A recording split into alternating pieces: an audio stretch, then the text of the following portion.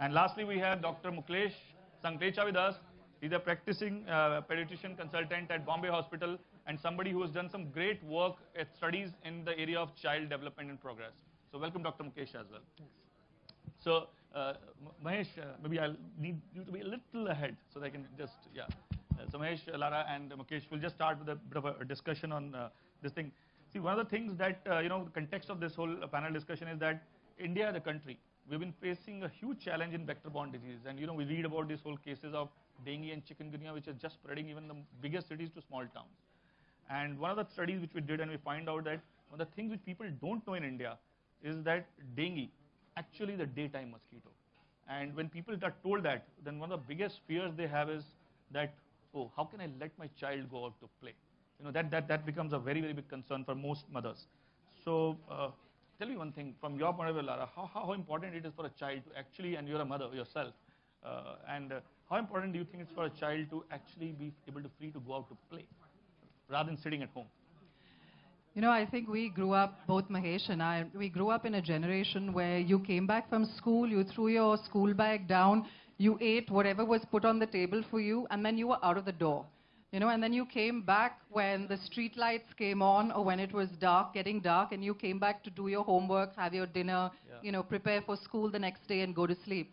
So we spent a considerable amount of our lives outdoors, especially Mahesh. He played tennis since the time he was 3 years old. So he was on a court, perpetually.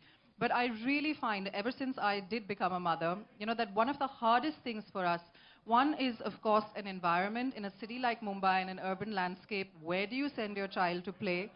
So the children are either playing downstairs in the building, or if you're living in a bungalow, sending them out, out of the gate is impossible because it's right on the road. Otherwise, they go to the parks and play. So the environment, 2 is safety. Is your child safe, when they're out there playing? And 3 is exactly and rightly, as you said, are they going to be exposed to, kind of sicknesses, diseases, things that, apart from minor cuts and bruises that children get, but the more riskier things, the more dangerous things like dengue, like chikungunya, like malaria. And so this is a very, very key factor for any mom. And I was saying it earlier on upstairs when we were having this chat. I said one of the things is, we get up every day and we have our baths and we put on moisturizers. Our children today are putting on, mosquito repellent because you can't actually have a normal, regular day without being protected.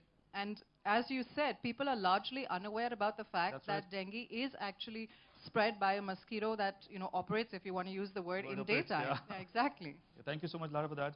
Doctor, you've been doing a lot of research on child development and progress.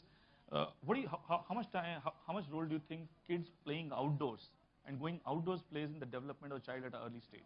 Oh, I think it's a huge issue. There are 2 aspects that you talk of when a child goes out to play. One is the effect it has on his physicality in terms of his activity, his fitness, in terms of obesity. There is a huge epidemic in the US where almost 30% of children are obese. And it's rapidly coming into India. We find a contradiction in this country. We have extreme poverty, abject poverty and malnourished children. And at the opposite extreme, we have children from affluent areas who are obese. So in terms of obesity, it's a major issue. In terms of development of major and subtle motor skills, going out is important. Not just that, that is the health aspect. The other major issue is the psychological aspect that a child has when he goes out to play. In terms of winning, in terms of losing, in terms of waiting for his turn, following rules in a game, in terms of his overall development in that time, in terms of peer interaction, interacting with children from different strata, somebody who's affluent, somebody who's poor, taking care of smaller children, following advice from bigger children, learning new games.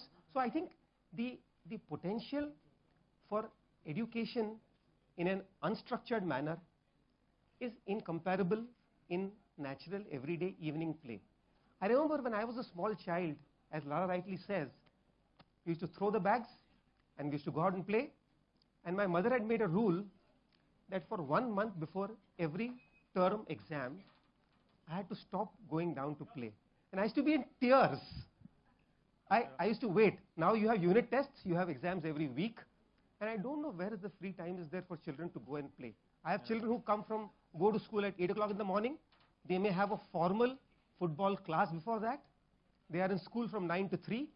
They come back home, they go for tuitions, and by the time they are back, they're exhausted, and there is no time for natural, unstructured play. If you talk about safety, you don't stop crossing a road out of fear of accident.